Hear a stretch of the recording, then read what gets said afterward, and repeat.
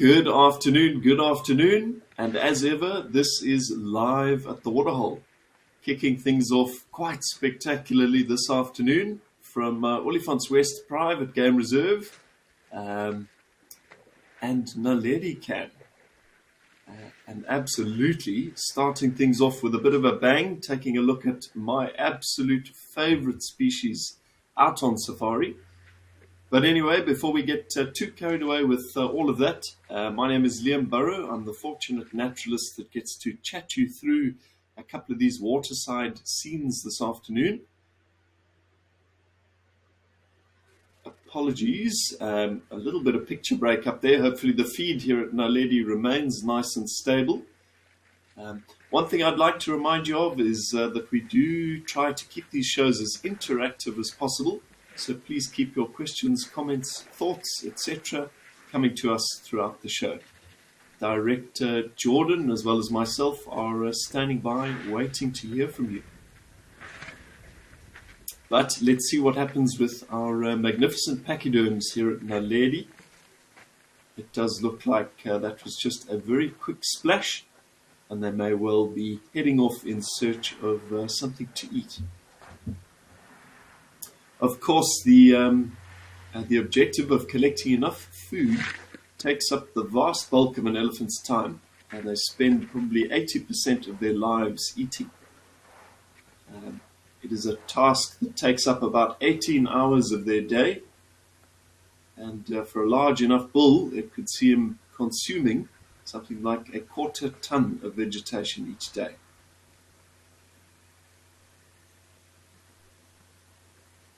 One little straggler. So yeah, as you can see, these ellies prefer to drink from the well that stands just to the one side of this fairly muddy little pan. Ellies, after all, are notoriously fussy drinkers, preferring to take the freshest water available over any stagnant standing stuff. Hello, Mercedes. Mercedes says, greetings, Liam, Wild Earth crew, and chatters. Happy Thursday. I'm losing track here. Thanks very much, Mercedes. Nice to have you on board. And let's see what we can see live at the waterhole today. It promises to be an interesting afternoon.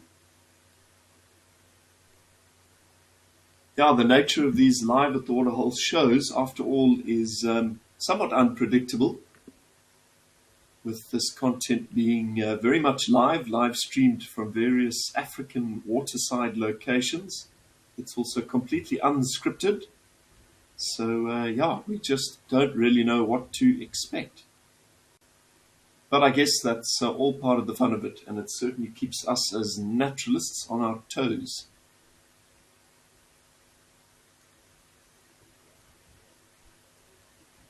Things already starting to look fairly dry here in Olifants West. Such is fairly typical of this time of the year. Moving into June, we're headed for the height of our dry season. But rainfall has been somewhat disappointing across much of southern Africa this season. So hopefully it's not too much of a tricky season for a lot of the wild residents. But anyway, speaking of such things, let's check in now with the weather.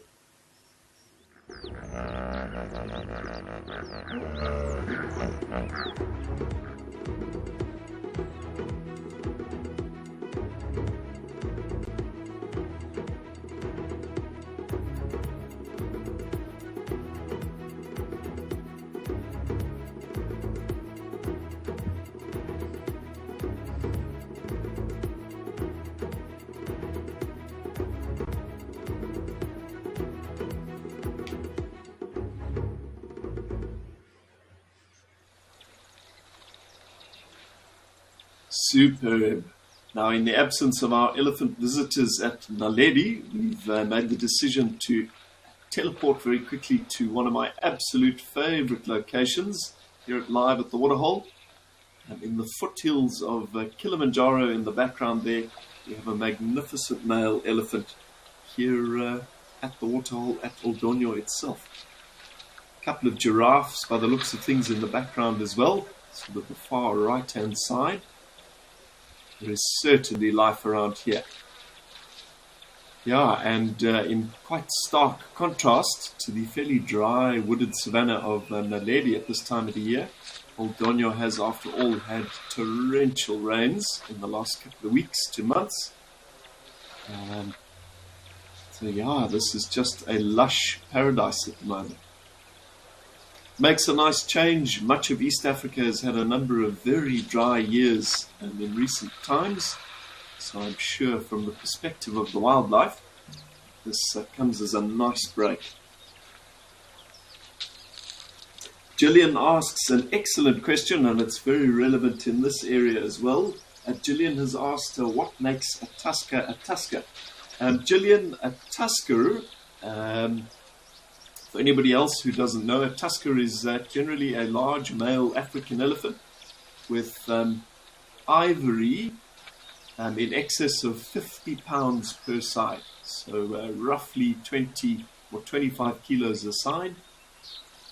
And there are a couple of great tusker elephant individuals that can be seen across a number of our feeds. Tembe and Old Donyo probably most realistically. In recent times we have had views of the magnificent 1 ton, a gorgeous, gorgeous elephant bull that does roam around here through certain times of the year. Now, these elephant tuskers are particularly difficult to see these days, simply for the fact that so few of them actually exist. Unfortunately, years and years of very systematic ivory hunting by my ancestors, predominantly the Europeans, have virtually wiped them out. And in present times, modern times, the big threat against them is ivory poaching, as well as them roaming into areas where commercial hunting still takes place. We've seen it recently in the Amboseli ecosystem. Elephants are very strictly protected here in Kenya, but unfortunately when they do cross the boundary into Tanzania, the laws are quite different.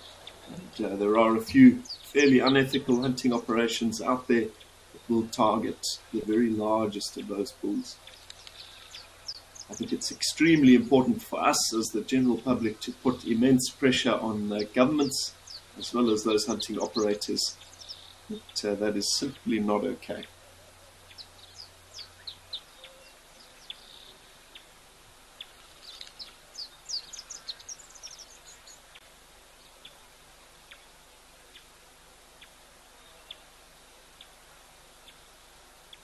And yeah, certainly life all around here at Old Donyo. Getting quite a bit of bird activity around the water's edge. I think predominantly doves at the moment. But I'm also seeing lots of butterflies and other insects, wasps. Yeah, once again, that is all fairly normal for conditions like this. There's also a little East African ground squirrel on the opposite side of this waterhole. So yeah, where there is water, there will be life. And this is one of my favorite things about a wet season in Africa. And while I've got all the time in the world for the big stuff, I think the real magic lies in all of the little things. Countless reptiles, insects, amphibians, and small mammals are of course breeding while the times are good. So there's new life all over the place as well. Little ground squirrel sticking close to the grass there. Yeah, as his name suggests, he's completely terrestrial, which is obviously quite unusual for a squirrel. He doesn't climb trees at all. And he makes his home in a burrow here somewhere. But being quite vulnerable, in particular to attacks from birds of prey, this little ground squirrel will generally stick very close to cover.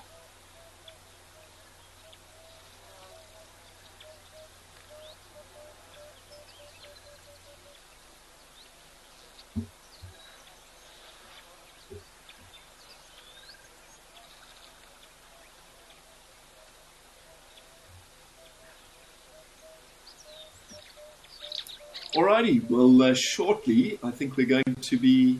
Whoa, there's another very big elephant there. I was going to say let's head over to Stony Point, but I think let's stay here and check this guy out. That certainly is a big bull.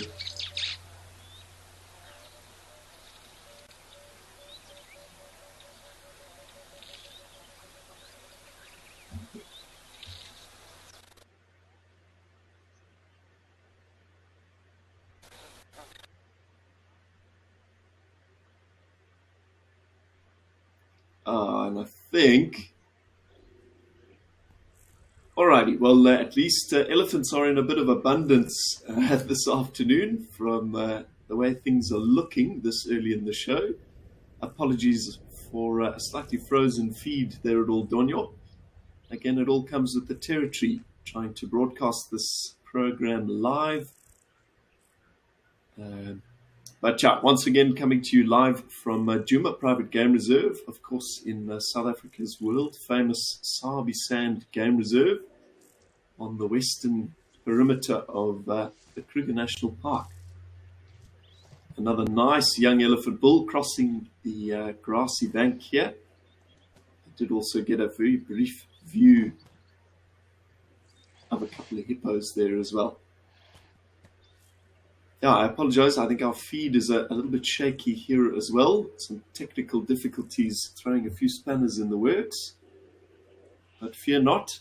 We've got a number of live feeds to look at. So hopefully things stabilize and we can get a good view of some interesting things. But over to Jamala.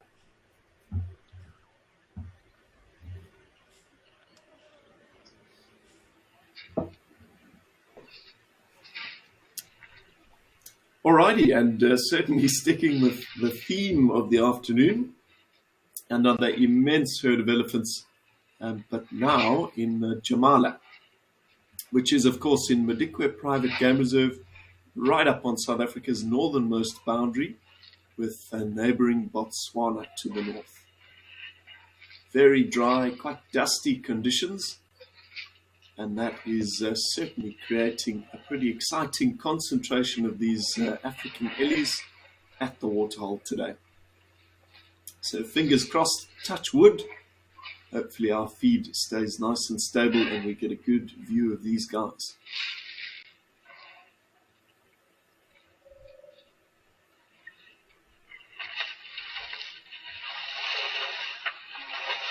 Slightly testy interaction there. Again, the majority of these individuals do look to me to be bulls. I stand corrected. That browner individual on the far right is actually a big cow.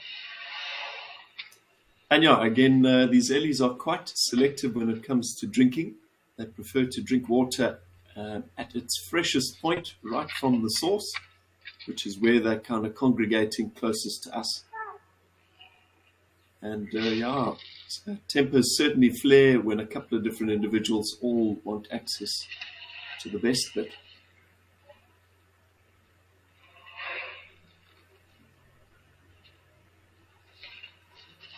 Perhaps that cheeky young bull on the right there has overstayed his welcome a little bit.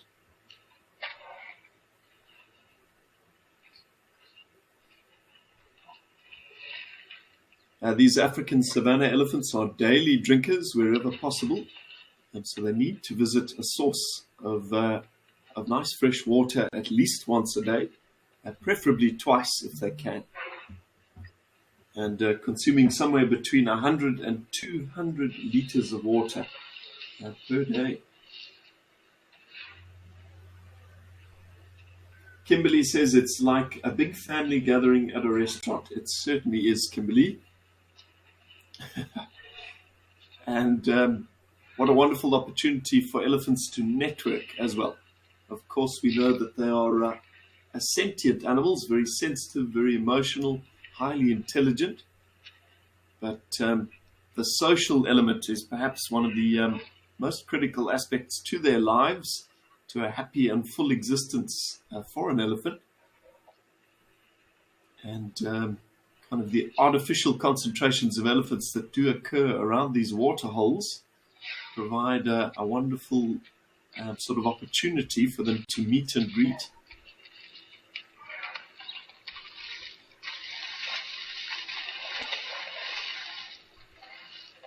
Lots of splashing going on there on the right. Of course, any opportunity to have a bit of a wallow or a splash in the mud, Ellies will always take as well. It's a great way for them to protect themselves from the beating African sun, as well as biting flies. There are a couple of pretty nasty horseflies out here that can even bite through an elephant's thick hide.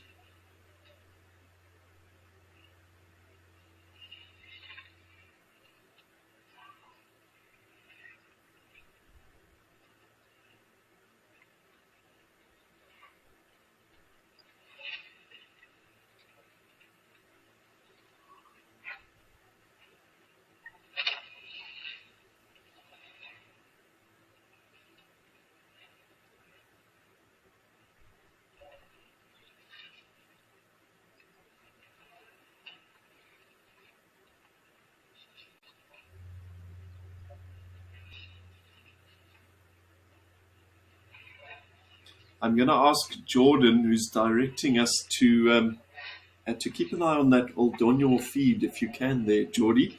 I don't know if that big bull that we were looking at before the signal dropped was a big tusker. Oh, no, I think Geordie has just said into my ear that big bull was 1 ton, and the immense tusker that we were just talking about. Alrighty, let's give it a try up there. I think heading back now to Old Donyor. Fingers crossed for some good signal.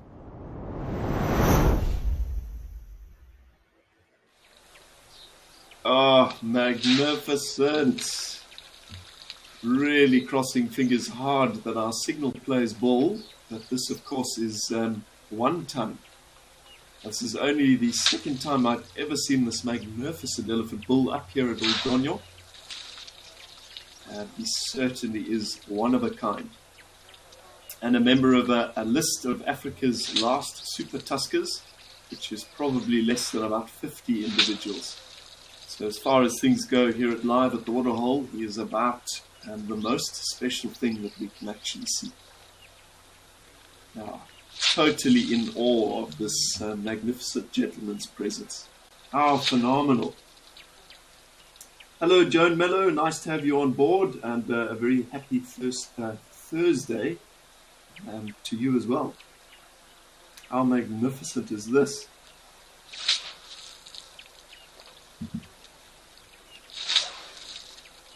Yeah, so one ton is certainly an impressive-looking individual. He's by no means a young male elephant, and with tusks as large as that, he's probably somewhere in the vicinity of 35 to about 45 years of age. So kind of in the final chapter of his life. But the beauty of being a bull as big and as mature as he actually is that he'll be very popular with any elephant cows that are in the area. So theoretically, this chap will have done quite a lot of mating. So with any luck, his phenomenal DNA lives on in the next generation of elephant calves. Oh my goodness, what a scene. Kilimanjaro left, Great Tusker middle, Maasai Giraffe right.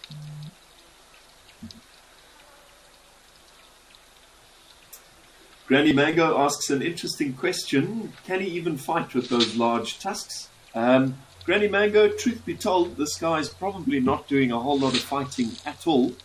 I think an element of power is had by being so large and so well developed. So you'll find that this guy is pretty high up in the hierarchy.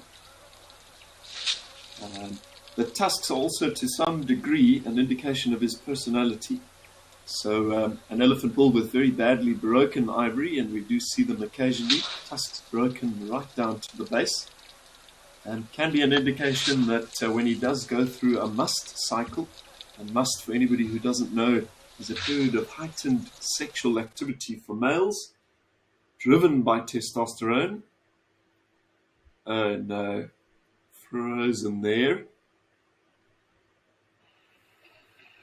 Okay, unfortunately we've lost 1 ton there, but we'll certainly keep an eye on things at Old Donyo, and hopefully if things become a bit more stable, we can check back in with that magnificent bull once again. Even a brief view though is an extreme privilege. Of all of the thousands of elephants that I've viewed in the last 12 years as a naturalist, I've only seen 2 super tuskers. One in a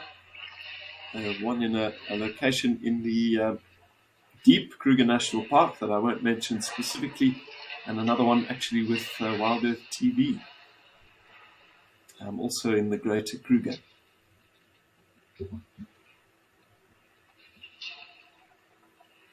Yeah, there's nothing quite like coming eye to eye with a living mammoth, and that is probably the closest we will ever come to something like that. So those big bulls, an endless source of wonder for us as humans, and doubtlessly a huge source of value in their own elephant communities, need to be protected at all costs.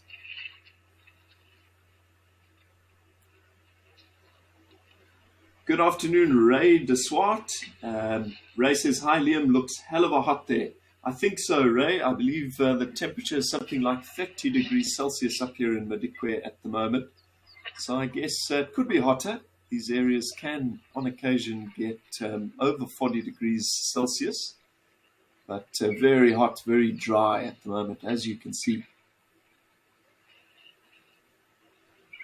Now, the entire game reserve of Madikwe doesn't quite look like this. This is not the most accurate representation.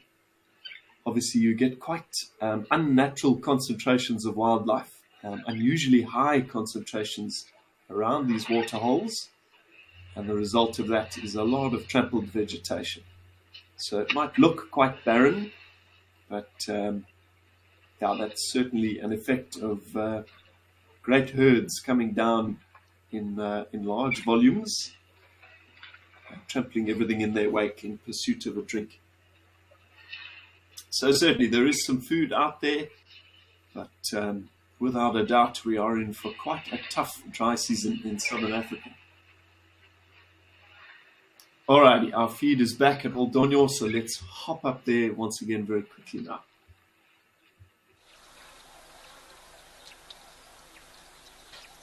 Fingers very tightly crossed. I think Jordan in our head office in Rivonia, Johannesburg, is also crossing fingers, crossing toes. Yeah, what a scene. As I say, this is only the second time I've been lucky enough to see 1 ton, that's the name of this big bull, up here at Old Donyo. So if you are tuning in to Live at the Waterhole today, this is your lucky day. Magnificent. Now, we were discussing his tusks in an earlier segment and whether or not he does much fighting with them. I've often wondered, looking at these immense elephant bulls with tusks that basically scrape along the ground as they move, how cumbersome those tusks must actually be.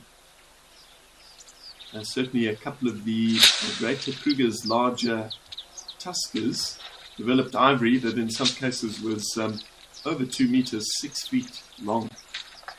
Now that has got to get in the way. Thankfully, the growth doesn't happen overnight. It takes years and years and years. So certainly I would think that the muscles and tendons and everything that support his very bulky head have had time to strengthen. It certainly doesn't look uncomfortable.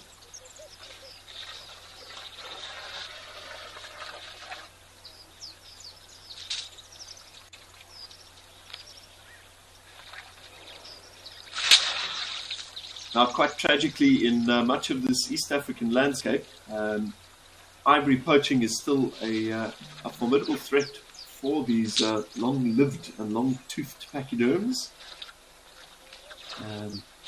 Quite devastatingly, statistics show us that up to 100 elephants lose their lives in East Africa each day due to ivory poaching. It gives you an idea of the scale of the problem. And those tusks are poached from these elephants and then sent to places like China and Vietnam, where they're carved into little trinkets, chopsticks, bangles, that sort of thing.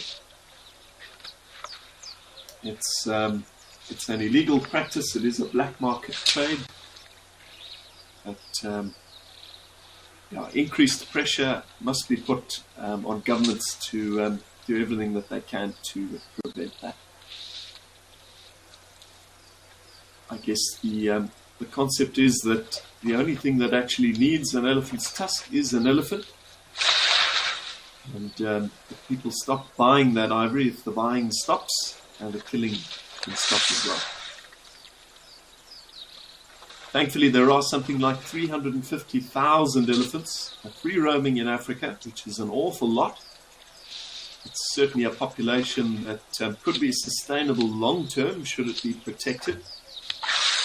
But looking into the population trends for the African elephant over the last 100 years, the last century in Africa, the population is down from about 10 million individuals 100 odd years ago to the 350,000 we sit with today. Now, certainly it tells quite a scary story. Now, should we fail to protect these animals, they don't have much more of a future left. But thankfully there are quite a few very brave men and women out there in those conservation teams putting their lives on the line every single day, every night to keep those very bad people, those poachers out of these areas. And certainly those brave men and women, those rangers, they need all of our support. But the work is often thankless. It doesn't pay very well at all. So yeah, thank goodness for those people.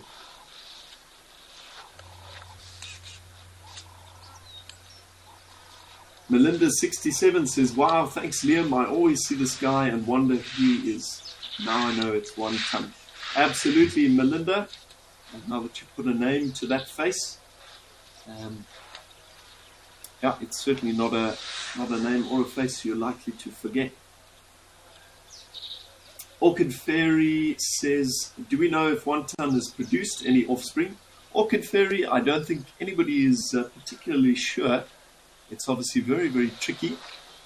Elephant mating is not something that we view very often. It also doesn't last very long. So unless you're constantly watching an individual, it's very tricky to say whether or not he's fathered any calves. But based on his size, I would say he's very high in the social structure here in this Oldonyo ecosystem. So I would be willing to, bet that he's got lots of calves out there. Yeah, lots of people are very, very excited to see this guy. The comments and questions are streaming in.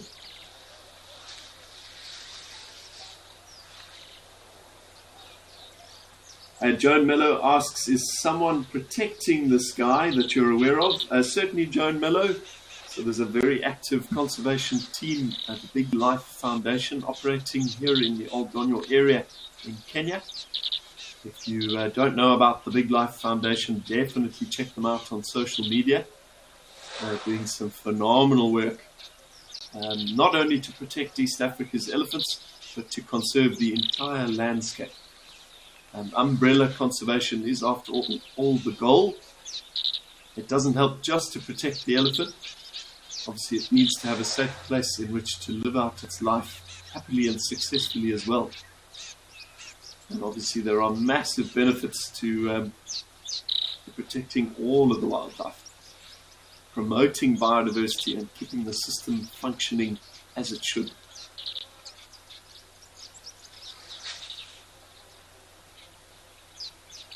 Sure, that just doesn't really get much more African than that. This wide open landscape, Kilimanjaro in the background, a couple of very fluffy cumulus clouds, umbrella thorn acacia trees, and of course one ton, like a postcard.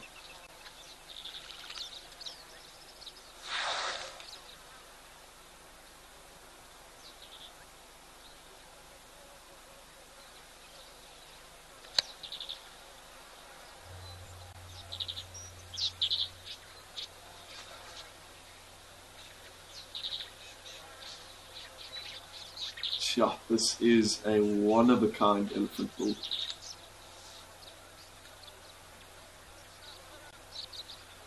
Yeah, it takes my breath away a little bit.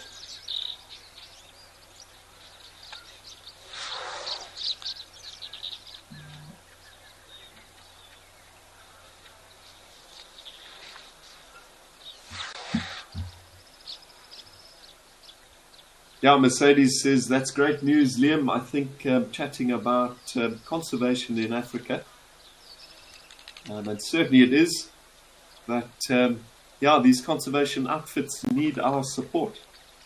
And thankfully there are a couple that are very well funded, very well connected, and making the change that we hope to see in Africa.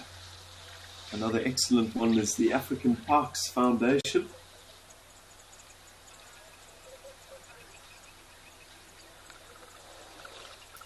Dina asks, would you say protecting tuskers is more formidable than the effort to protect the rhinos? Dina, not necessarily. I think all of these threatened species are of equal importance. We certainly don't want to lose a single one. So yeah, this phenomenal tusker is as important in the greater scheme of things as a rhino, as a rare reticulated giraffe, as a leopard.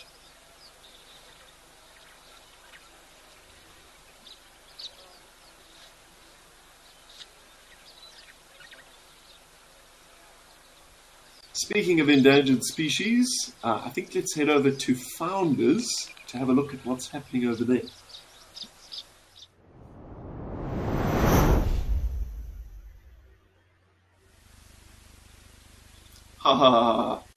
Now we are in the Eastern Cape at Mantis Founders Lodge. This is the first time I'm actually visiting the live feed here, but very nice shape, slightly obscured by this bank, is a magnificent white rhino. So yeah, certainly sticking in the same vein of endangered species. These are, after all, one of the most threatened species in the world at this stage. Now this is a southern white rhino, of which there are something like 25,000 left in the wild. But at the rate they are being exterminated in Africa, things are certainly looking quite bleak for them. Hence the fact that you can see occasionally when he wiggles his head there, that his front horn has actually been trimmed.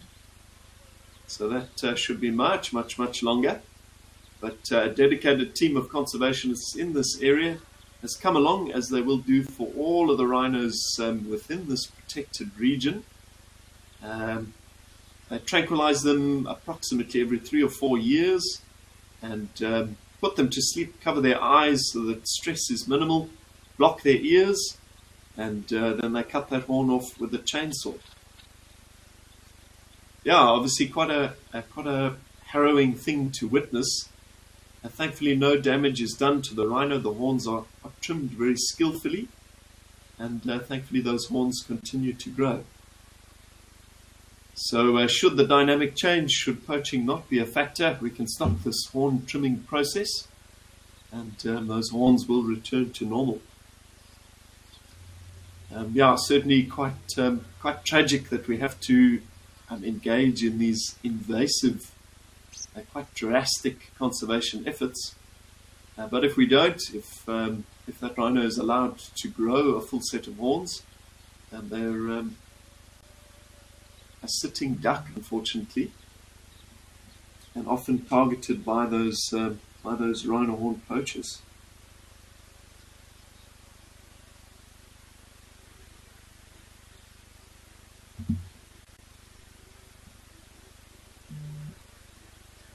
Tragic to think that these very impressive animals, I've always thought them something similar to like a triceratops, just this gnarly, thick-skinned, horned beast.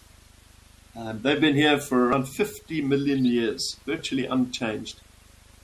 But it's only in the last 100-odd years, the kind of height of human development, that we've pushed them right to the brink of extinction. Lady Macbeth comments that the horns need retrimming regularly, and you've hit the nail on the head there, Lady Macbeth. Certainly, that horn is looking a little bit long. Nice to see him on his feet there. It might be a brief view, he could disappear from sight.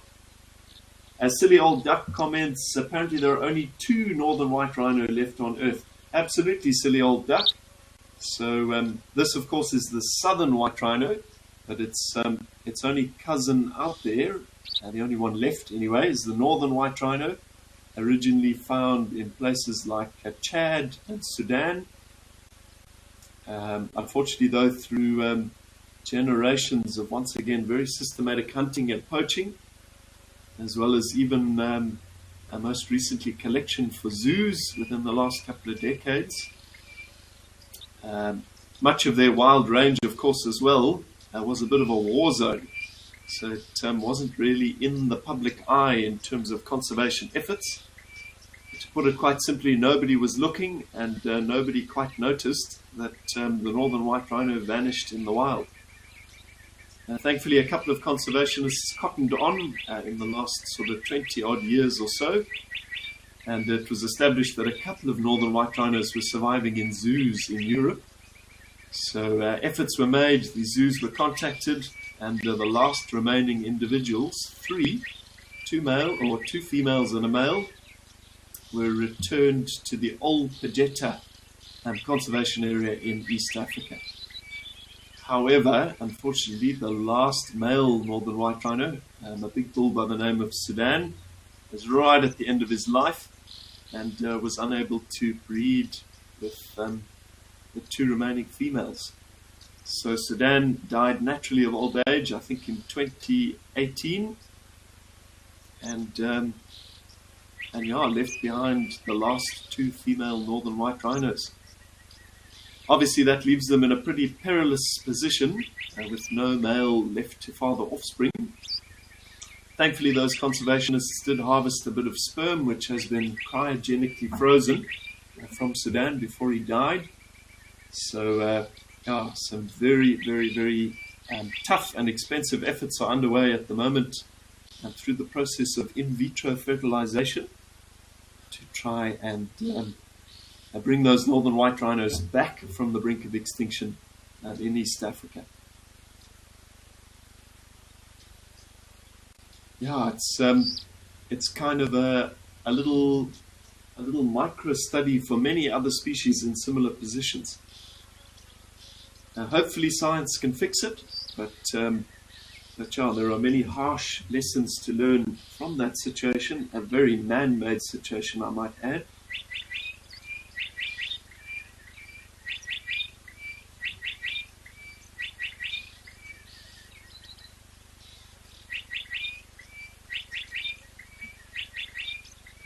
Yeah, that project to kind of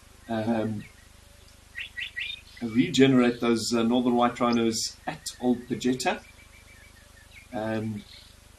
had fairly limited success for a while, and the issues they face stem from, I think, the fact, this is my understanding anyway, that in terms of rhino reproduction, if rhinos don't use it, they lose it.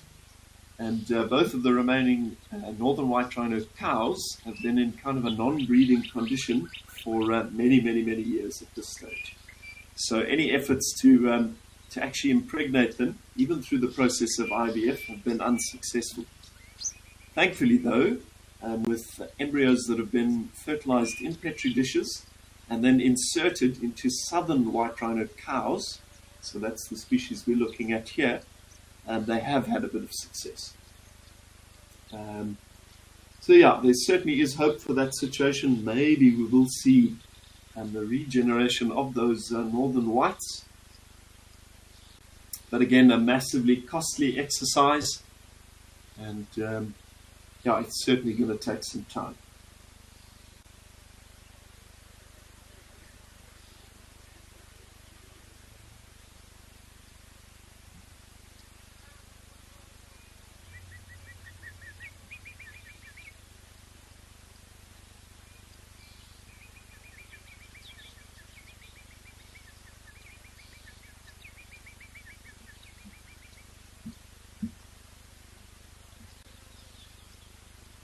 How lucky are we, though? Jeepers, it has been a day for large herbivores.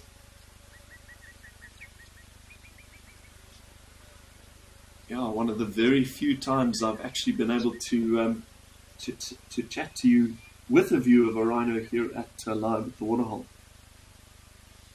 That is super cool.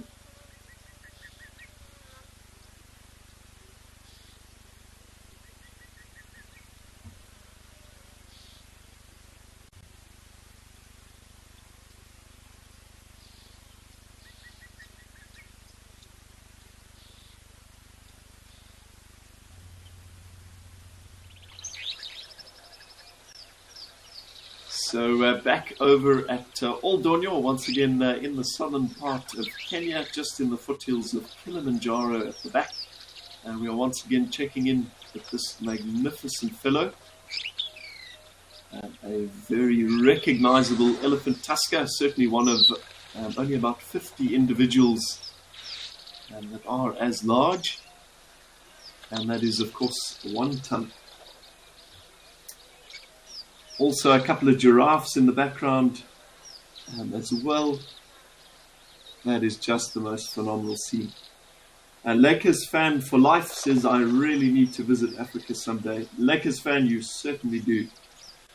It is often said that there is no greater place on this earth to come eye to eye with its greatest mammals. Yeah, I wish absolutely everybody on this planet could have the opportunity to come out to Africa and engage in a bit of ecotourism, come out on a safari. I think our wildlife would be in a much, much better position long term if people could see the value that I think we're fortunate enough to see so regularly. Jenna in the UK says, when I think back not too many years ago, when there were so many herds of our largest animals, how wonderful it is to see that they're still here. I think we're finally getting it right. And what a nice, hopeful, positive message there, Jenna. And certainly, I think in a lot of these places, once again, that is thanks to the presence of sustainable ecotourism. After all, it is a multi-billion-dollar industry in Africa each year, bringing in tourists by the million in the hopes of simply capturing photographs and having the chance to have their own experiences in these environments. If it's done ethically, that revenue, those tourist dollars, or at least a portion of which anyway, can be used for the protection efforts of these animals and certainly their environment. Yeah, it is. It's a costly business. These areas are very large, many reserves, and we're talking about like millions of acres at a time, and the size of countries. So you need helicopters and airplanes. You need dozens of people on the ground, vehicles, dogs, and of course all of that costs money, lots of money. So yeah, these places need to generate that revenue in order to be protected. And thankfully, as we've touched on, the demand is there. People want to come out here.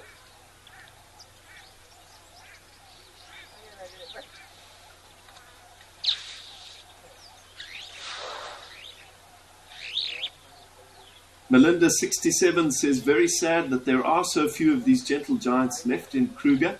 Who still remembers the Magnificent Seven from the 80s? Absolutely, Melinda. So certainly quite sad. But once again, there are still a couple of magnificent elephant bulls out there. I've been lucky enough to see a couple in the Greater Kruger. So it's well worth visiting and having a look. And of course, their DNA lives on in the generations that come after them. So who's to say what won't develop in the future?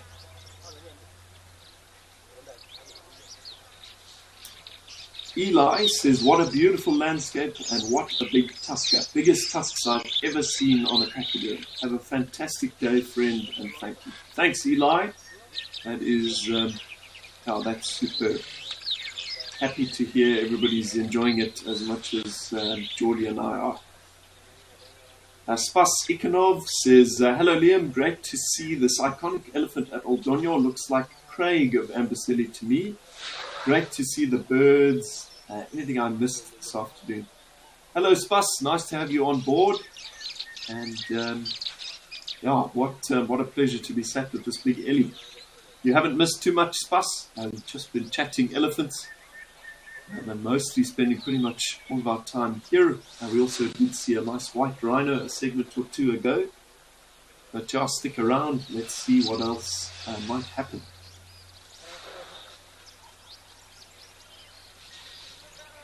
Eli Pearson says, if everyone got up close and personal with wild animals, the world would change drastically. Certainly, Eli, I feel the same.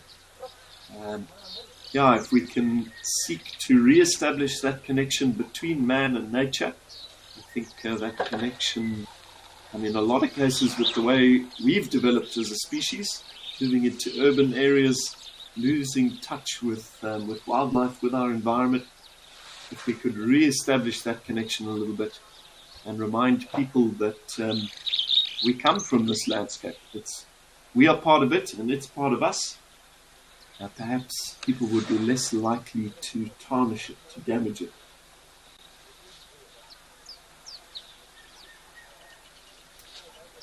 Janine Massain, and I hope I pronounced your surname correctly there, Janine, says, hello there all. I love watching this big guy with his bigger tusk. He must be a right-hander. So Janine is quite correct there. It's very probable that one ton over here favors his right tusk, hence it being a little bit shorter. And the wear on that right one would have been accelerated over time through consistent use. So he would use it to strip bark, to uproot clumps of grass, possibly to dig occasionally. And it could quite easily be said, a little bit like a human being that is either right or left-handed, that this particular bull is left-brained, right-handed. Tracy asks, do these tusks ever trip males like this? Tracy, I've certainly never seen bulls tripping over their tusks, but in certain individuals they get big enough to scrape along the ground when the elephant moves. And for certain bulls, especially where the tusks are nicely balanced, they can even peg them into the ground and sleep, resting their head on those tusks on their feet. They are magnificent.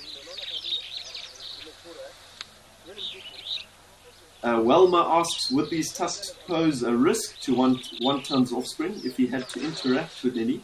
Welma, not necessarily. I don't think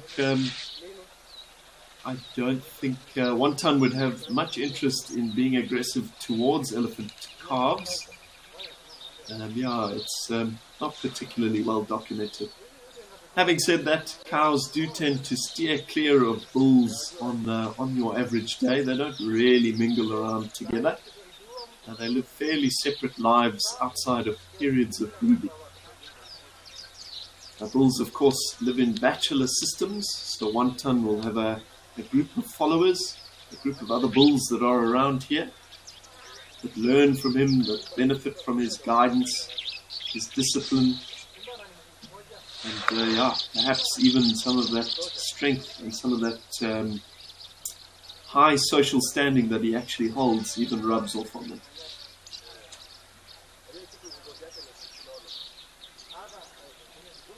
Panda Bear asks, does a massive bull like this need to drink more water than a regular-sized elephant?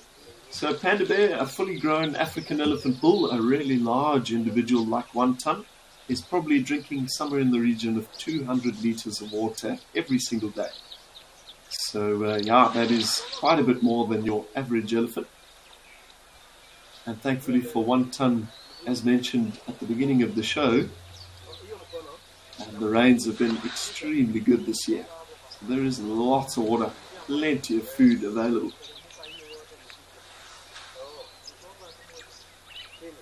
Zara O'Driscoll says, hello, just found this channel. It's amazing. Love your feed and commentary. Thank you. Hello, Zara. So wonderful of you to join us. And yeah, please keep visiting Wild Earth for your daily dose of wildlife content. Yeah, I think there's great value in, once again, establishing that connection with nature. Not always possible for people. Lots of people obviously live in very urban areas. So any opportunity to have a bit of this original, unscripted, live wildlife content in your home has got to be quite a cool thing. Long live Wild Earth.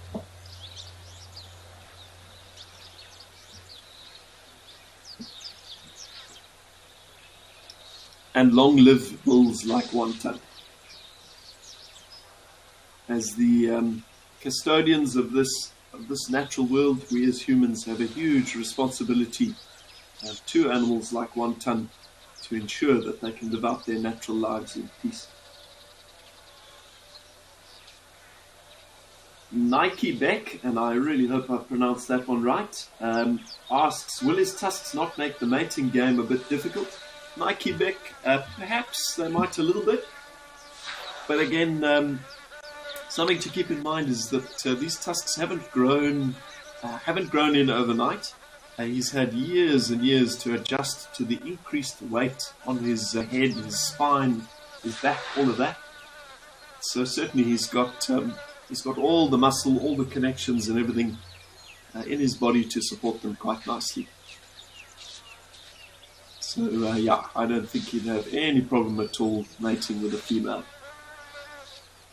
And studies show us that female elephants are most likely to pair off and mate with the biggest elephant bull in the environment, the guys with the widest heads, the tallest shoulders, and the longest of tusks. So again, with any luck, hopefully a lot of his genetic material is making its way into the next generation. Talk about leaving behind a living legacy in your offspring. And ultimately, that is the closest thing to achieving immortality that any living thing on this planet can actually do.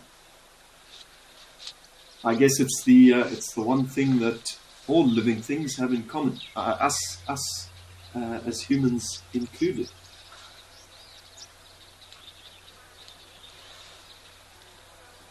Be Good Broadcast says, what a beauty. He absolutely is. A one-of-a-kind individual.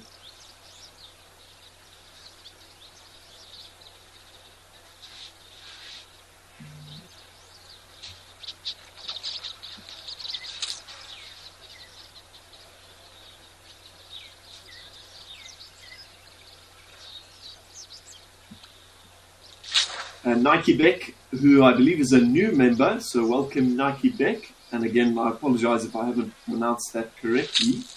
I can think he needs to be very careful with those weapons of mass destruction. So certainly he does, Nike Beck.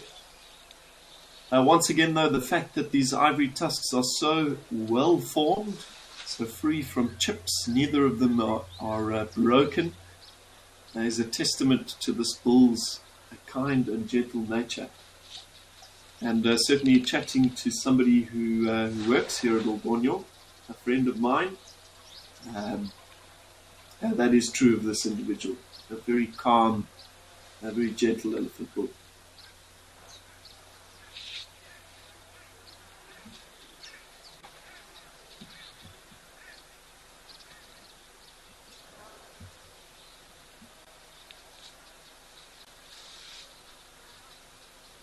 What a beauty. And he has given us some amazing content this afternoon. We viewed him in exactly the same place the last time we saw him, a number of months ago. It must have been 4 or 5 months ago. For me anyway. And last time he also hung around for ages and ages. So what a privilege.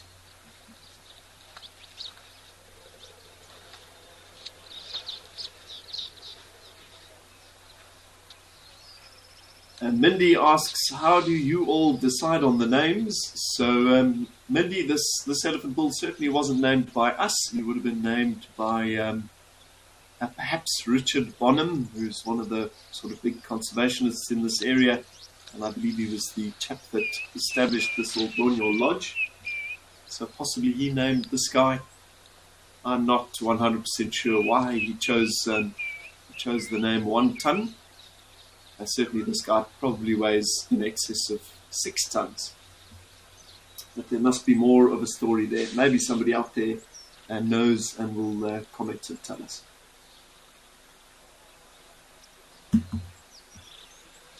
Yeah, the naming of animals can be a little bit of a contentious issue. A lot of people, and to some degree I agree, say that we shouldn't anthropomorphize animals, and I agree completely. Placing human characteristics on these animal characters can get us into a little bit of hot water. It certainly complicates things with this Wild Earth show. But certainly for territorial animals, for established lion prides, dominant leopards, very iconic individual elephants, and they do occasionally get names.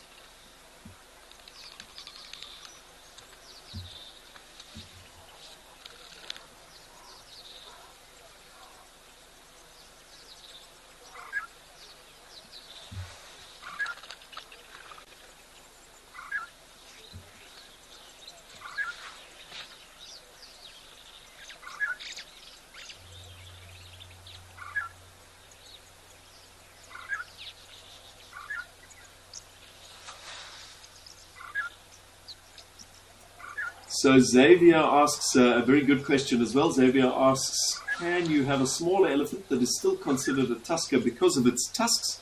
Absolutely, Xavier. So once again, the title of tusker is generally given to an elephant, and when its tusks are reckoned to be heavier than 50 pounds a side, so a little over 20 kilos or more. So yeah, it doesn't really have anything to do with the size of the elephant's body. It is more to do with tusks. However, we would only really expect to see very large ivory on a very large elephant. Predominantly males. There are a couple of females out there with pretty remarkable tusks, especially here in East Africa. Some of the cows can also grow tusks almost down to the ground, but they tend to be much skinnier. They don't have the bulk that we see in these bulls. Now, once again, a lot of that comes down to his genes. It's just a phenomenal genetic lineage.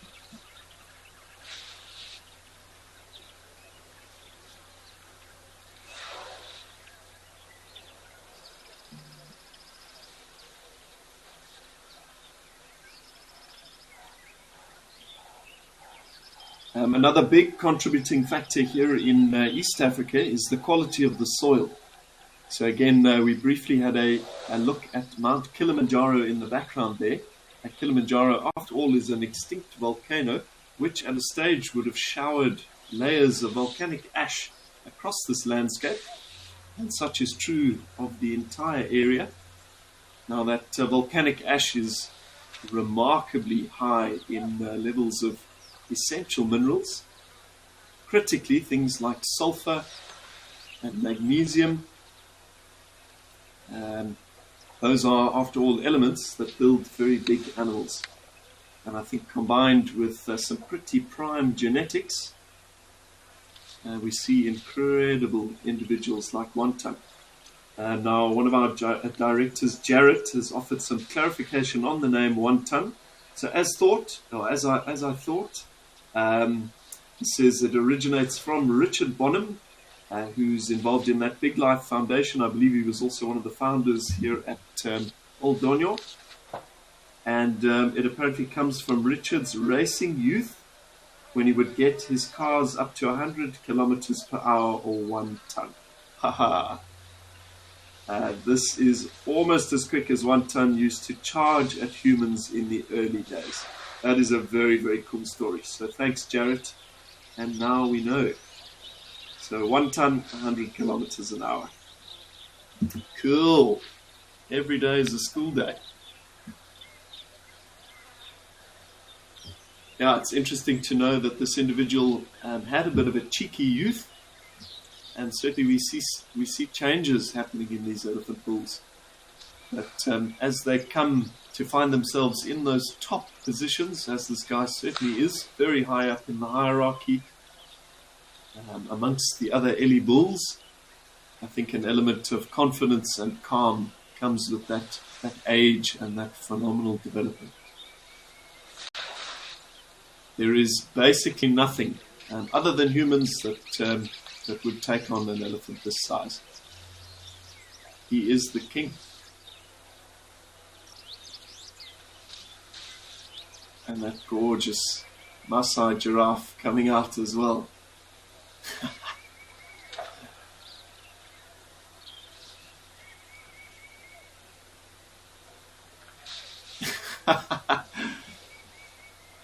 Yeah, that giraffe definitely a little bit nervous about approaching the waterhole while 1 ton is here. Now, I don't think he'd pose too much of a threat to it. But elephants, once again, tend to be the commanding presence when it comes to time at the water's edge. Everything else just kind of yields. It gives way to these guys. Thankfully, once again, he's got a full-time job collecting food, so he won't stick around here forever. And eventually these giraffes will have their chance to come and have a drink as well.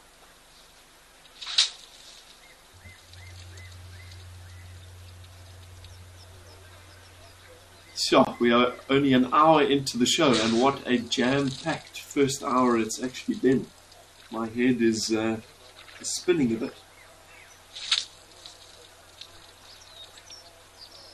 Mercedes says, great info, Liam. Thanks for sharing. Yeah, thanks, Mercedes. And certainly a team effort. Thanks to Jarrett and Jordan for making it all happen.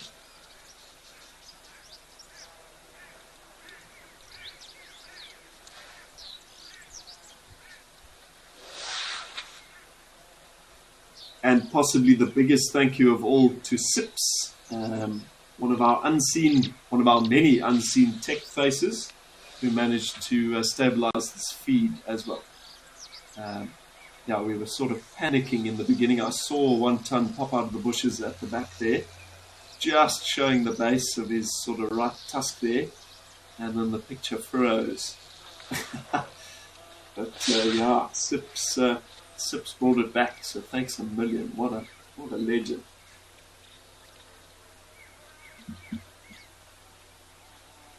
Yeah, it is a pretty massive undertaking to kind of bring this program to you. Of course, many of these locations are in very remote parts of the world, and we face plenty of difficulties with the signal being transmitted over thousands of kilometers, and trying to bring that to you in a presentable and high quality manner is not always easy. So yeah, a resounding thank you to all of the tech people that make the real magic happen behind the scenes.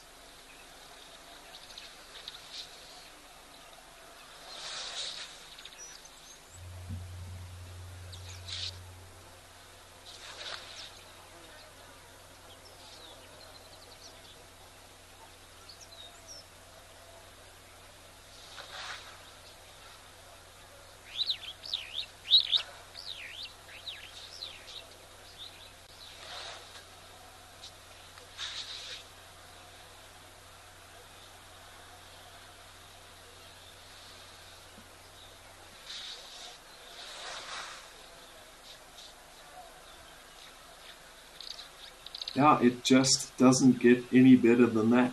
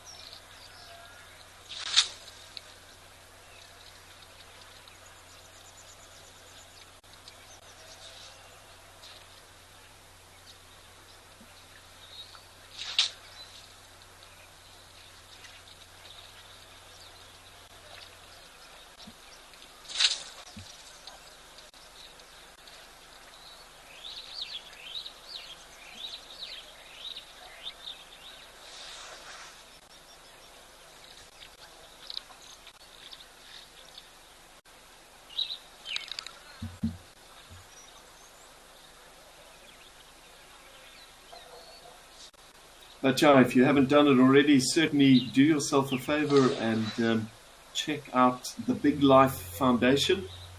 It is the kind of conservation force in this area responsible for ensuring that individuals like One Ton and a whole host of other phenomenal characters are safe in this landscape. And yeah, long may they have the ability to do that kind of work.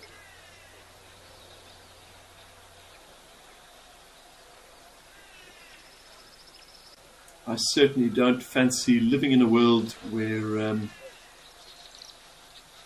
magnificent creatures like One Ton don't exist.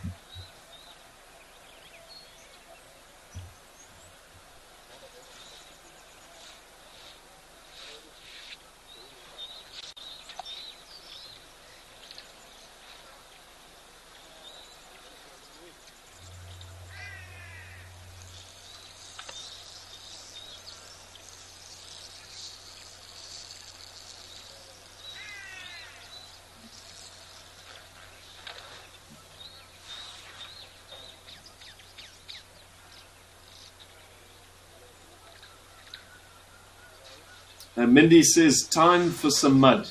So absolutely, Mindy. Once again, for anybody who doesn't know, elephants have no ability to produce sweat.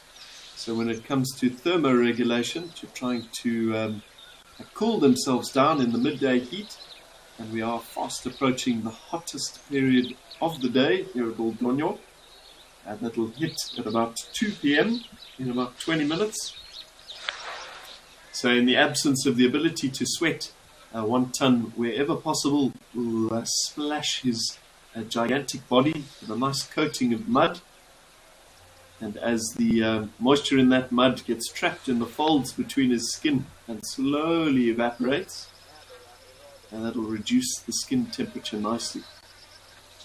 He also has, of course, evolved the ability to pump his entire 450 odd liters of blood through his ears, which are paper thin on the backside, in as little as 20 minutes under some pretty immense pressure. So as that blood comes very close to the skin, a lot of excess heat is radiated, and his total body temperature reduces. So a very efficient means of keeping these ellies cool in some fairly sweltering African landscapes.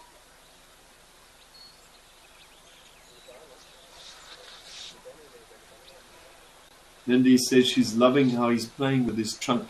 Certainly that trunk seems to have taken on a life of its own today. It's very animated.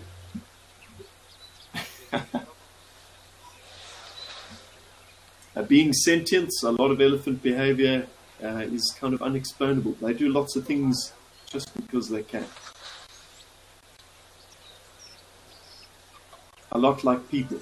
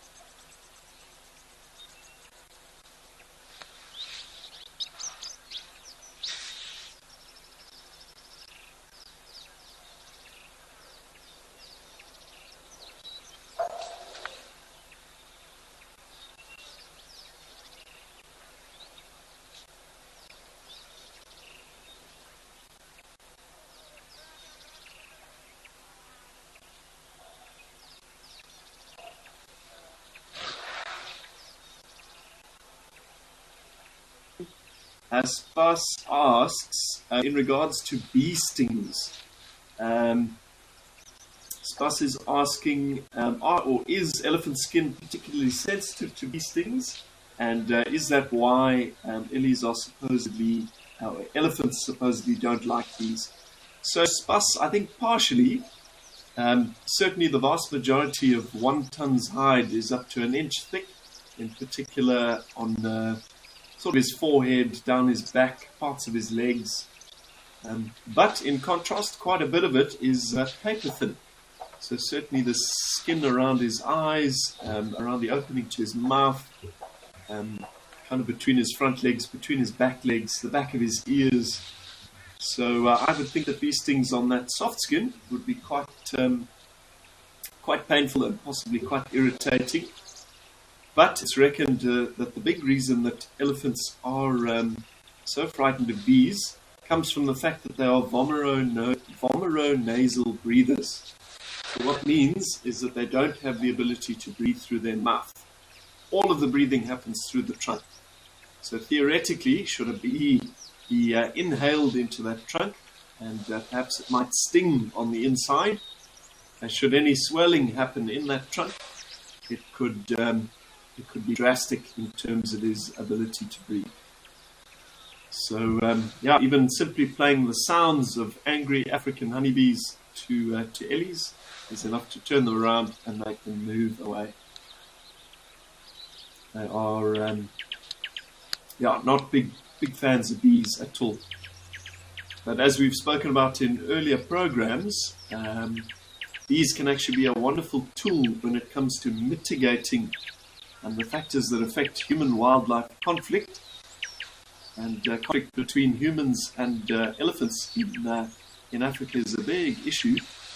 Elephants, as we know, are big animals, powerful animals that can push over fences, and they're also animals that like to range at times across thousands of kilometers. So ellies occasionally find themselves leaving these protected areas, pushing through fences, and wandering around into agricultural areas on the perimeters. Now you've got to put yourself in the mind or in the shoes of a little subsistence farmer, possibly quite a poverty-stricken farmer trying to support a family. An African elephant or a group of elephants comes through in one night and flattens their entire crop, possibly even threatening their own survival. So certainly people are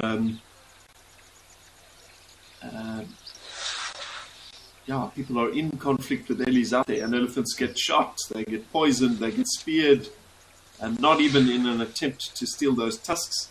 It's simply farmers protecting their crops. So bees can certainly be quite a wonderful thing in those agricultural areas. Obviously, not only do honeybees provide a pretty excellent source of pollination for crops, very good for farming practices, but they also keep elephants very effectively out of those areas. It's obviously very easy for many of us to empathize with the elephant. Many people care very deeply about them, but you've got to try and empathize with those people as well. Like you and me, they're just trying to make a living, trying to survive.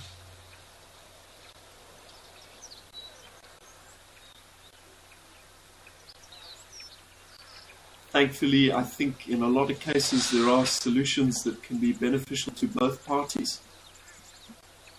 After all, the 7 or 8 billion people that now call Earth home are not going anywhere. So in order for wildlife and people to kind of coexist, to exist in parallel, we've got to find arrangements that keep both parties happy. LG7 asks, why can't they breathe through their mouth? LG7, it's just the way they've developed.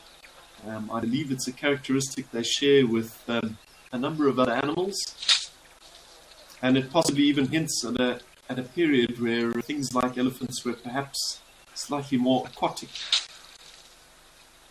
and that trunk serving very effectively, and we see it when ellies swim, as an inbuilt snorkel.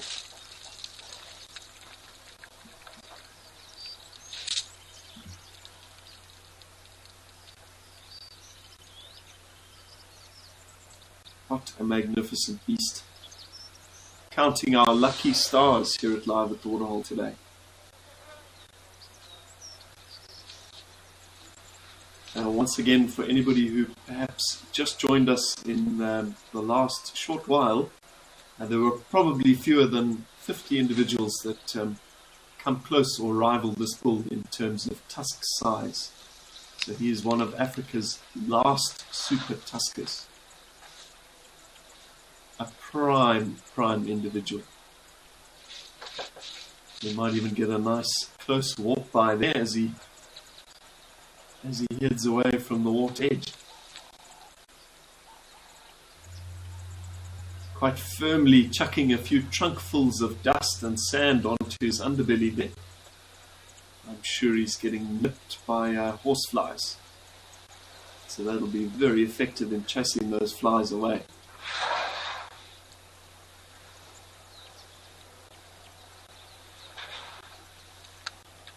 And there's a good look at those flies.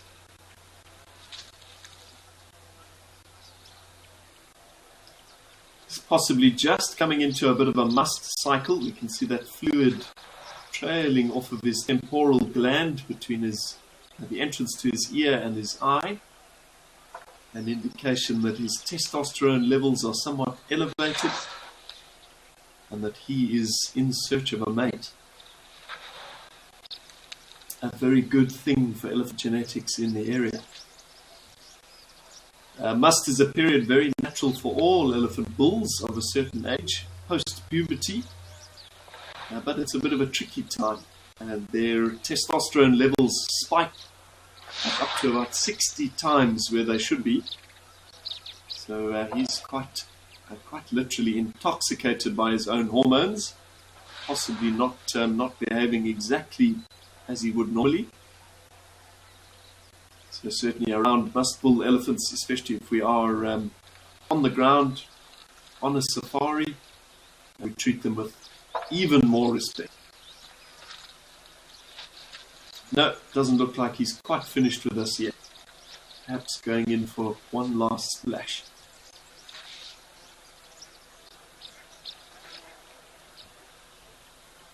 It's quite interesting. Must actually comes from the Hindi language out of India. And it means drunk if you translate it directly. And that makes perfect sense. Certainly viewing these bulls kind of in person, in the flesh, when they are a bit musty, I guess that they behave a little bit like a drunk person. That it's not really their normal personality. And they can be bound or they can encounter sort of bouts of aggression, bouts of unpredictability. Hence the need to give them a bit of extra room.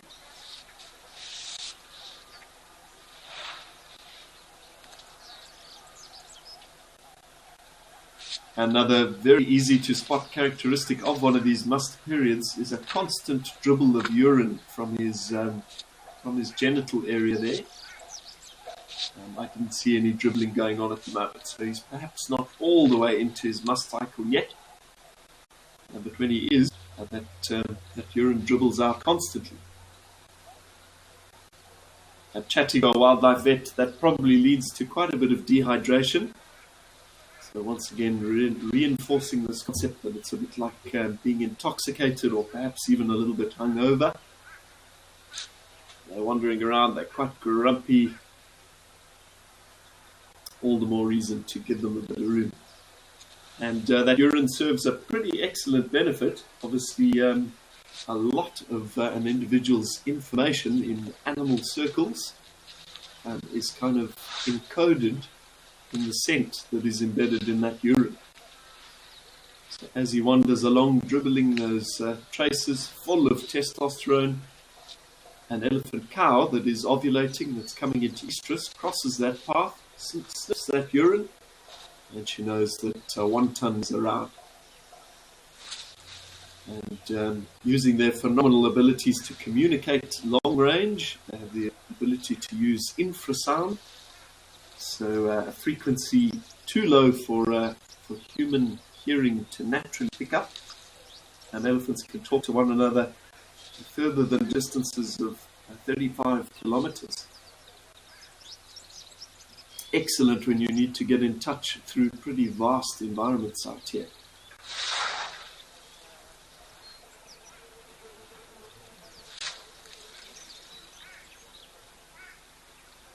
That left tusk of his has got to be close to 2 meters long. That's a huge tusk.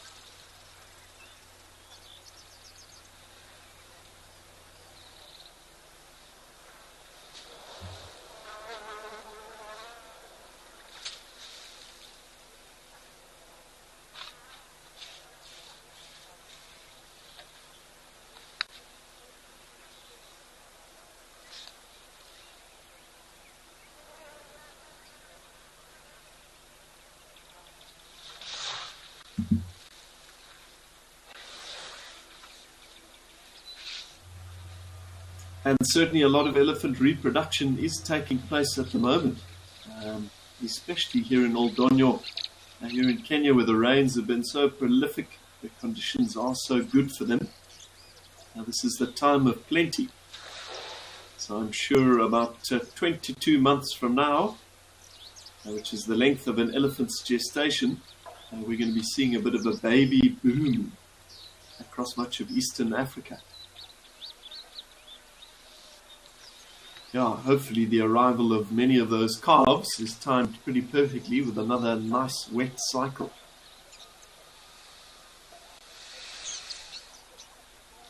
And with any luck, some of those calves will have the magnificent 1 ton as a father.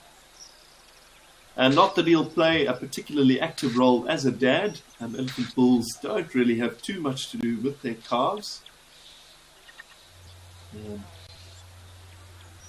But that's not a bad thing. The moms make up for it in spades.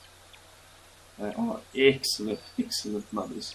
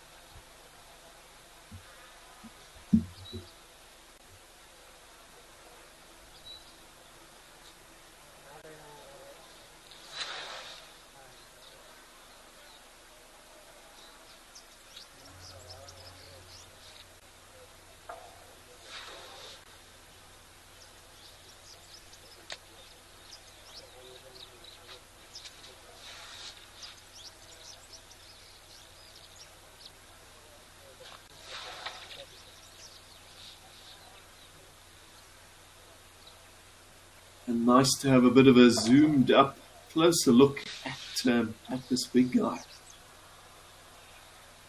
He's got quite tattered ears, which is fairly characteristic of a bull of his age. And again, I reckon he's somewhere between his 40s and his 50s. So kind of the twilight years. Yeah, and certainly those, or that pattern of rips and little puncture holes in that very perforated edge will never heal. So in many ways, for many other elephants, those little rips can be a bit like a fingerprint, a very good identifying characteristic if they don't have an iconic set of tusks. So that scientists trying to monitor them can keep an eye on individuals.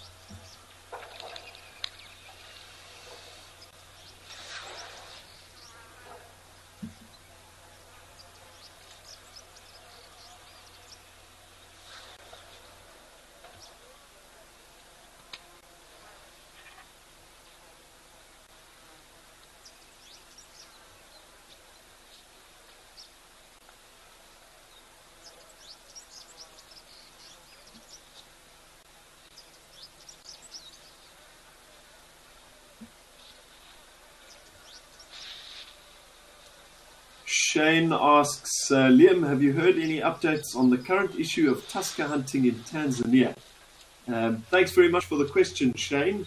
For anybody who doesn't know what Shane is asking about exactly, so commercial hunting as an entity in Kenya is banned. However, across the border to neighboring Tanzania, it is still a practice in some wilderness areas. Now, you wouldn't think that would be an issue for the large tuskers that do occur in a place like Kenya. However, unfortunately, recently in the Amboseli ecosystem, Amboseli National Park, a very well-known national park in Kenya, has an open side to neighboring Tanzania. So in pursuit of greener pastures, a number of Kenyan elephant bulls, Kenyan tuskers, like Wantan, who we've got in front of us at the moment, have made the crossing in recent months into Tanzania, and on at least 3 occasions, 3 of those large tuskers, of which, as I mentioned, there are less than 50 left in the entire world, crossed into Tanzania and were unfortunately shot legally by those commercial hunting operations, who immediately removed those tusks and burnt the bodies in, I would say, an effort to try and cover their tracks. So, yeah, Shane, I haven't heard any recent updates. It was an absolutely scandalous situation. And as I mentioned in a slightly earlier segment, I think constant pressure needs to be put on the government of Tanzania to protect those ellies. Again, it's a bit of a contentious issue. Hunting is still, and by hunting I mean trophy hunting, the targeting of large species, things like elephants, things like lions and leopards for trophies. It is a business in Africa, and while it's something I've got no interest in participating in at all, in some areas, looking at the other side of sort of the deal there, it can be a beneficial way of generating a bit of revenue and concentrating, or rather providing a kind of a resource that can be used for conservation, for the conservation of the entire area. However, it has to be done extremely, extremely ethically. And the systematic targeting of these extremely, extremely special and very rare tuskers has got to be something that we must put a stop to. Yeah, there was a petition circulating at a stage, I think kind of an open letter to the Tanzanian government. So I'll see if I can find that and I'll share it to my Instagram story. So check it out at Liam Burrow Wildlife. Yeah, I'm certainly not an anti-hunter, as I say. Certainly quite a few of my ancestors hunted. I see a value in it if it's conducted in the right way, if it's conducted ethically, sustainably, and it can be used, as I say, to generate a bit of revenue, to provide conservation in an area where perhaps sustainable ecotourism is not established. But it's got to be done ethically. And unfortunately, I think at times the people that are involved are highly financially driven. It has very little to do with conservation, and that's where the wheels fall off a little bit. Absolutely nobody should be pointing a gun at something like Wantan. Darkmane Lover, good afternoon. Darkmane Lover asks, Liam, are tuskers in Kenya protected by anti-poachers? A dark main lover, they certainly are. So there's a couple of wonderful conservation organizations. We were just chatting about the Big Life Foundation, which is very active up here at Old Donyo. Another good one to have a look at, if you haven't heard of it, is the Sheldrick Wildlife Trust, which runs a very active conservation operation in Savo. And they also run the world famous, very much renowned Sheldrick Elephant Orphanage in Nairobi, which has been very effective in dealing with the immense problem of all of the orphaned elephant calves left behind after poaching occurs in the area. Again, I mentioned earlier, up to 100 elephants a day are shot in East Africa by ivory poachers.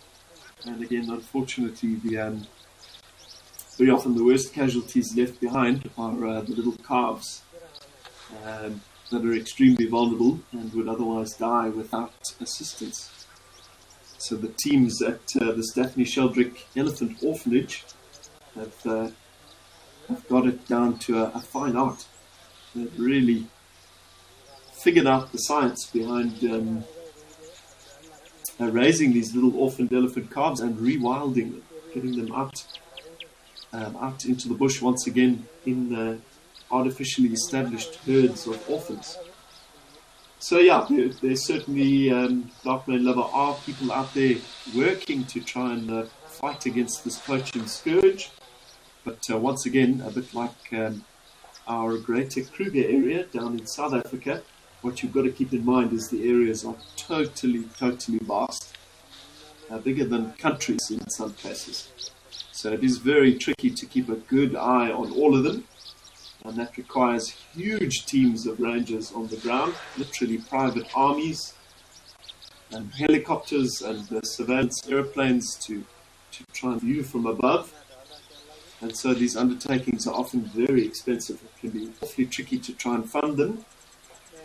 So yeah, certainly if you're feeling generous, the Big Life Foundation or the David Sheldrick Wildlife Trust, maybe it's the Sheldrick Wildlife Trust, are both excellent options if you'd like to donate and try and help that. Mindy Tilpow says, I have been to the Sheldrick Eddy Orphanage. Awesome place. Absolutely, Mindy. They do some pretty groundbreaking work there. And I believe they've returned literally hundreds of orphans to the wild.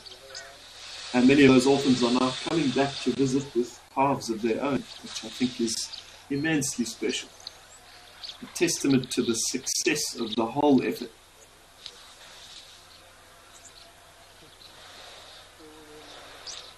Yeah, as Mindy mentions, that Sheldrick Elephant Orphanage is a place that you can visit as well. So yeah, if you ever do find yourself in East Africa on a visit to Nairobi, definitely a place that you must check out.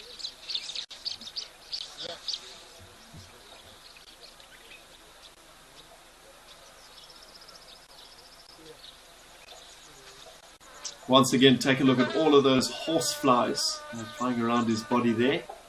All of them are blood-sucking parasites, hoping to have a go at some of that soft skin. So hence the application of a bit of mud once in a while.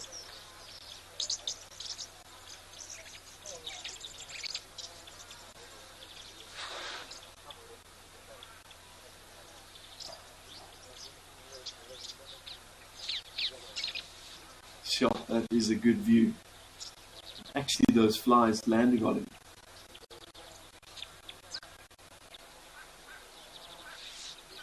In spite of being very thick, elephant skin is of course very sensitive, and a bit like the skin of a horse. Occasionally you see it kind of wriggle or shimmer.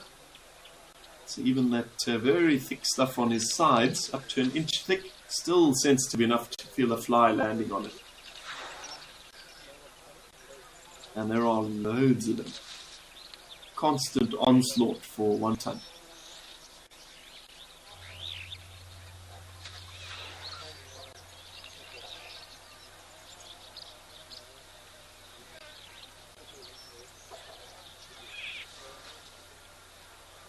yeah, swarms of them.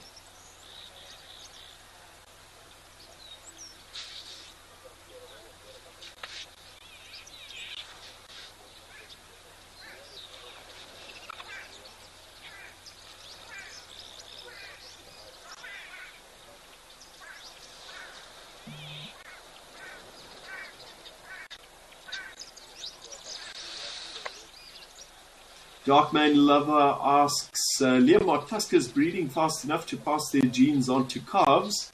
Darkmane Lover, nothing really happens particularly quickly when we talk about elephant breeding, but certainly I reckon it's fairly consistent. Once again, our hopes that these genes are being left behind, I think are confirmed by the functioning of elephant society. And that all hinges on the fact that cows are very much drawn to these very largest bulls. So I think, purely from the fact that these bulls are so popular with the ladies, I think inevitably calves out there are carrying those rare, recessive, large tusk genes. But again, the vast bulk of elephant tusk growth occurs in the final chapter, the final 10 years of their life. So, it may be tricky to see. We may have to wait another 30 or 40 years before we start seeing large tusked offspring from bulls like 1 ton.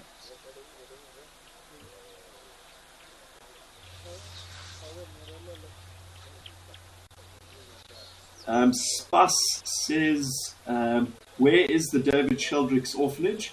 Spas, have a bit of a look for them if you've got Instagram or Facebook. They've got a very good social media presence, but I believe the primary location of that elephant orphanage is in Nairobi, just outside the town of Nairobi, which is the capital of Kenya and in East Africa.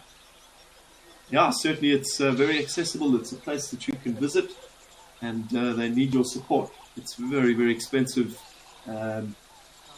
trying to provide everything that those young elephants need. So certainly deserving of our support. Joan Mello says, Liam, it's so good to hear your voice and interacting with us. Thanks, Joan. What a pleasure it is to chat to you all once again. And I'll be here live at the Waterhole for the next 3 shows. So be sure to keep checking in. Now, what an exciting start to this few days live at the Waterhole for me, with another very rare visit from 1 ton. As I say, this is only the 2nd time I've seen him here live at the Waterhole. Darkman Lover says, thank you, Liam. I hope the tuskers bring in as many calves as possible before they go extinct. Yeah, certainly, Darkman Lover. Thankfully, with very strong conservation efforts, they have every chance of remaining in this landscape.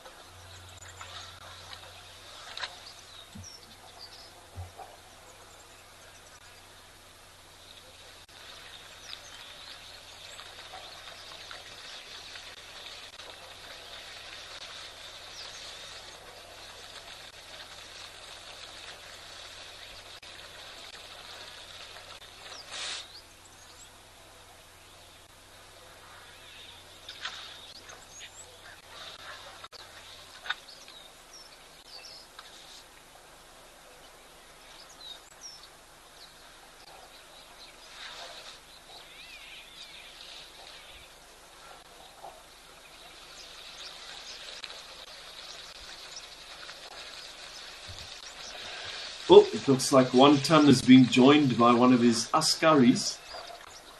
So we touched very briefly on the fact that elephant bulls live in a bachelor-type social structure, often centered around one very large, very well-established male with lots of experience. And that guy, of course, is 1 ton in this scenario.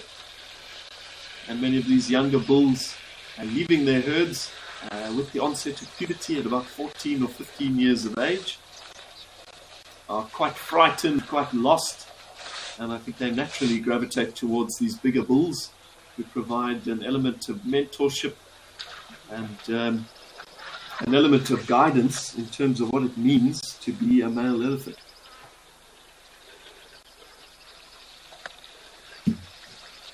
Yeah, if we do have a landscape where these larger, experienced bulls are absent, and we've seen it in some areas where conservationists have attempted to reintroduce elephants, if they introduce only young males, it can be disastrous.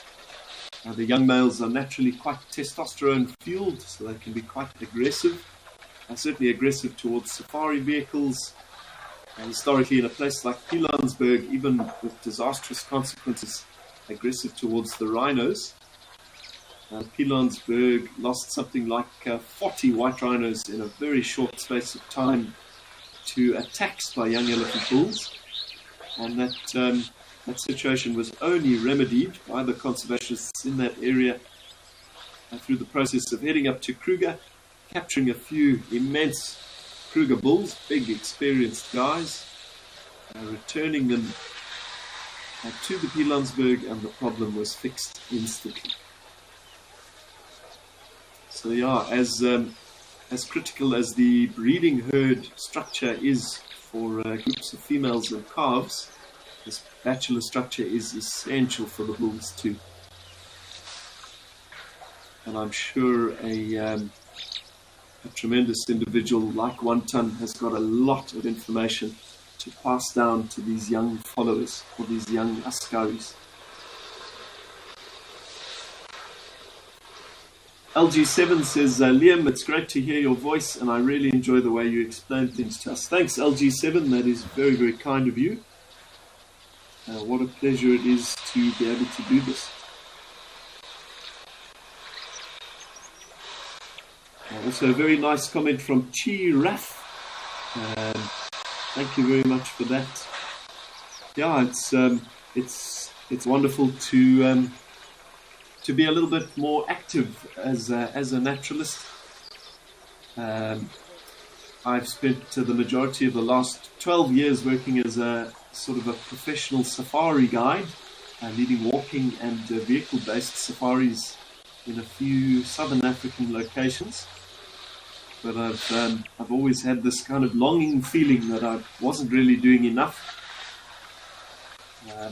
Obviously, many naturalists are very good at preaching conservation, but I feel after taking, or rather making my living from the natural world over the last decade or so, it's time now to give back. And this Wild Earth is such a wonderful platform for me to get a bit more of that message across. And yeah, it's kind of a transition period for me, moving into a career as hopefully a conservation pilot, and then hopefully the real conservation work starts. But anyway, I think it might be time now to leave One Ton and his young askari. Let's head now to South Africa, to Stony Point along our Cape Coast.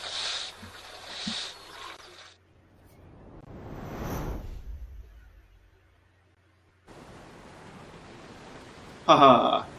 So down at Stony Point, where conditions are looking pretty marvelous, we've got two African penguins hopping among these kelp strands amongst the rocks.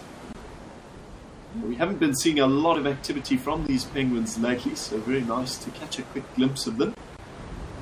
And maybe they'll hang around for a little bit longer. We'll see if we can get another view. Yeah, these African penguins are, or perhaps were previously known as the jackass penguin, which sounds quite nasty. It isn't though. The term jackass comes from the sound that they make. Their call, particularly when they're breeding, sounds a little bit like the contact call of a donkey, or a jackass, a male donkey. And they do breed along this Cape South coast. Still a very endangered species though, and unfortunately under a lot of pressure from commercial fishing. We're not really talking fishing with hooks and fishing lines. This is like commercial trawling. Removal of tons and tons of fish stocks from the ocean at a time. And yeah, that is certainly something that needs to be monitored. And the way we treat our oceans is not ideal. These penguins have kind of disappeared. We may spot them again. Oh no, there they are, up at the top on those rocks. I wonder if they're not breeding under the walkway here at Stony Point.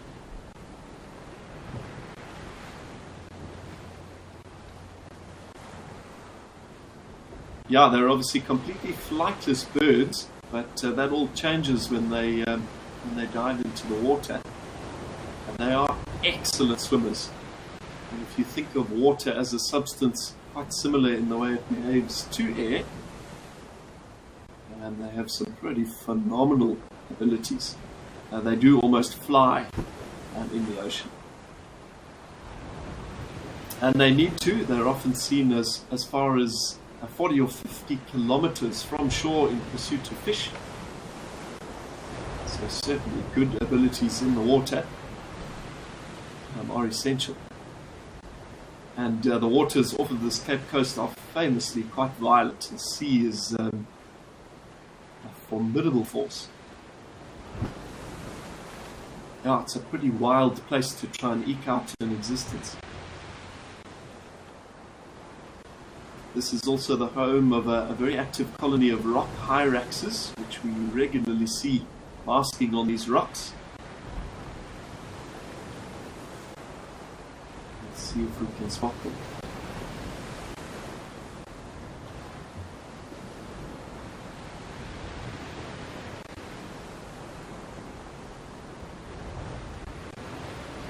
Real Greens says, Liam, thanks for the informative show. And thanks, Real Greens. What is involved with being a conservationist pilot? So, Real Greens, obviously in a lot of these conservation areas that we've been talking about, and the volume or the area of land that actually needs to be protected and certainly needs to have an eye kept on it, are vast areas. So we're talking like millions of hectares at a time, and often the most efficient way of actually engaging in that surveillance is through the use of a light aircraft. Aviation has always been a huge passion of mine from the beginning, since I was a very little kid. So I'm currently in the process of wrapping up my final commercial pilot exam, which will hopefully give me the ability to slowly transition to work as a naturalist, as a guide, and hopefully to apply for some work in one of these areas, protecting the wildlife, a cause which is very, very, very close to my heart. Mindy Tilpower says, can the kelp be harvested and used for anything? Mindy, I'm not specifically aware of any particular use for the kelp. Obviously, seaweed can be eaten. It's obviously consumed in sushi, a lot of Asian dishes. But I don't know about how palatable kelp is specifically. I don't think it is.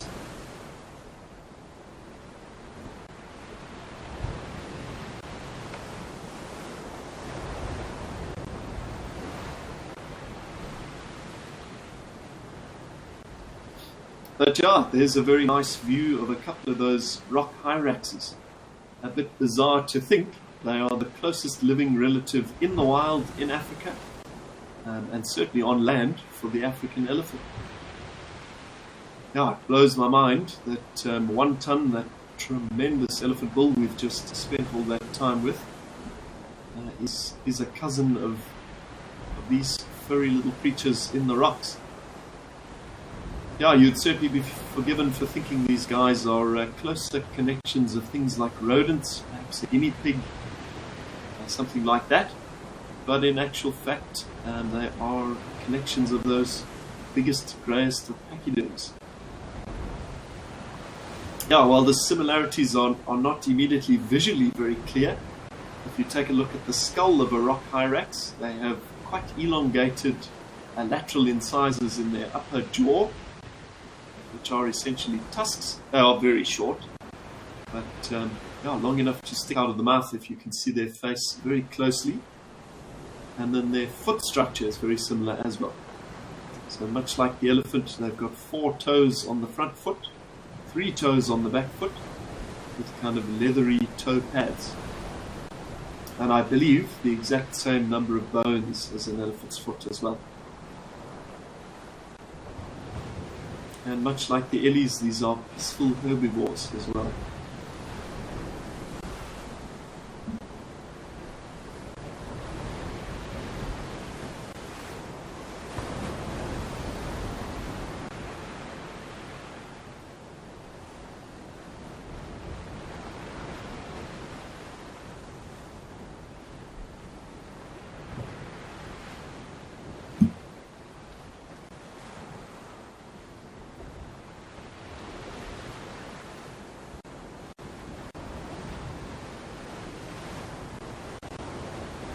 Pretty windy, chilly conditions for these guys to try and survive in, though.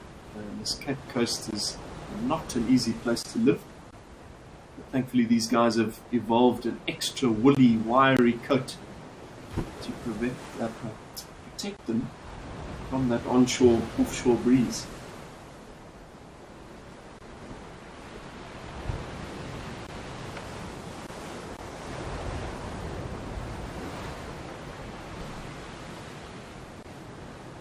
And Darkmane Lover, thank you very much for the wishes. It certainly has been a massive undertaking trying to get this commercial license finished. I'm very, very, very relieved to be on the final of 8 exams. Yeah, watch this space. Hopefully some very exciting conservation adventures in store.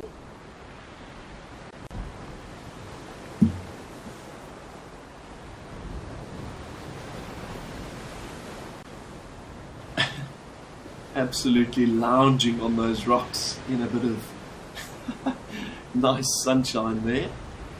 Can't blame these little hyraxes.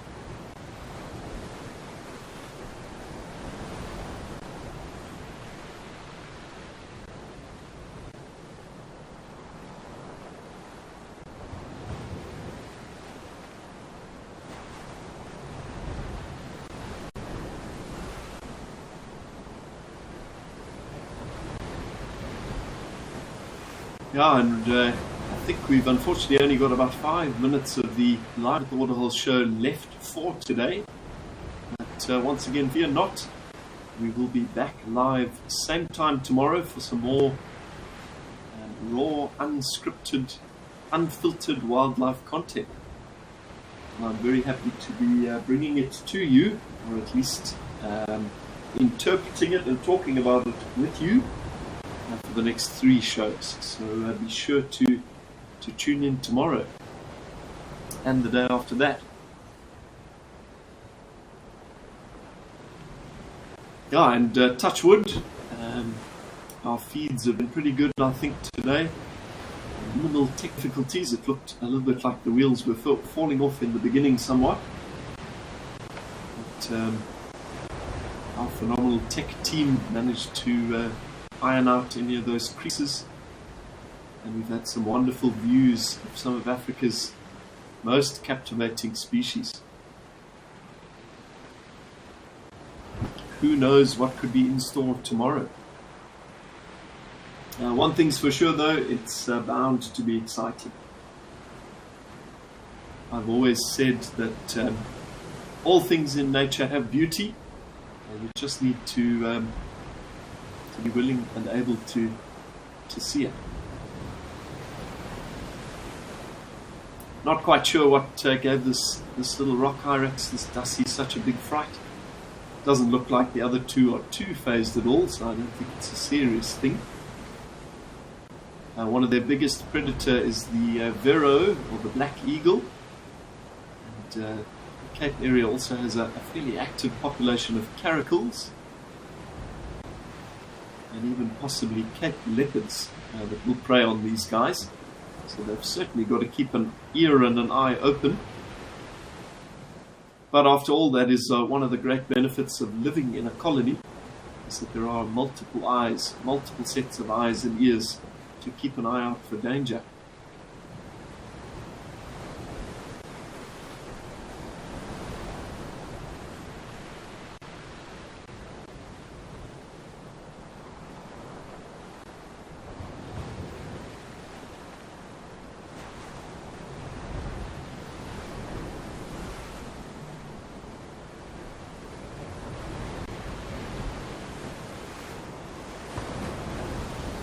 Melinda67 says, absolutely love the lapping waves.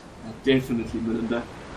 Nice to have a bit of nature therapy coming into your living room.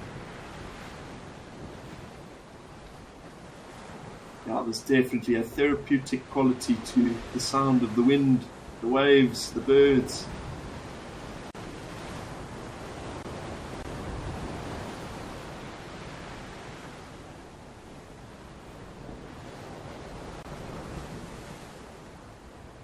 But with about a minute left of the show for today, I'd like to say a huge thank you to the greater Africam and Wild Earth team, all of the unseen faces behind the scenes making all of the magic happen. Our various directors, and of course a big thank you from myself, Liam Burrow. I hope wherever you are out there, you've got some nature close by.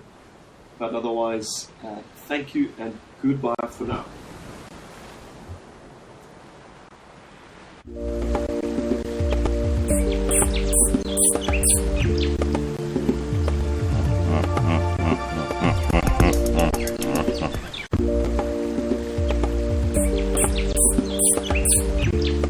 Good afternoon everybody. Hello and welcome to Djuma Private Game Reserve here in the Sabi Sand Wildlife Reserve. My name is Steve. I'm joined over there by Mpho, and believe it or not, this is on safari.